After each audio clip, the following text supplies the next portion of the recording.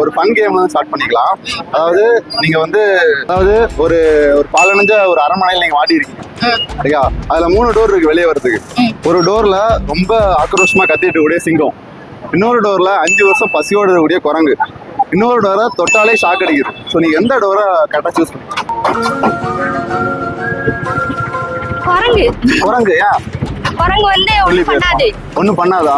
சரி கொஞ்சம் பெரிய குரங்கு வச்சுக்கலாம், பெரிய சைஸ் குரங்கு வச்சுக்கலாம். அது ஒண்ணும் பண்ணாது. சிங்கம் தான் பெருசா இருக்கு, அதனால குரங்கு வந்து ஒண்ணும் பண்ணாது. குரங்கு ஒண்ணும் பண்ணாதா?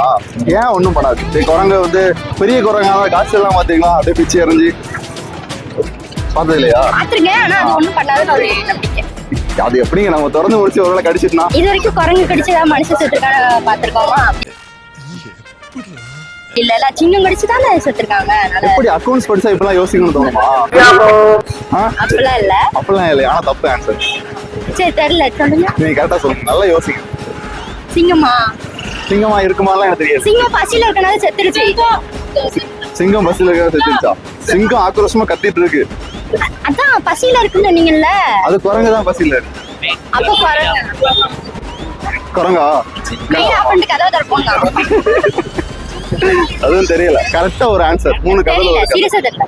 நம்பி வாங்க, சந்தோஷமா போங்க.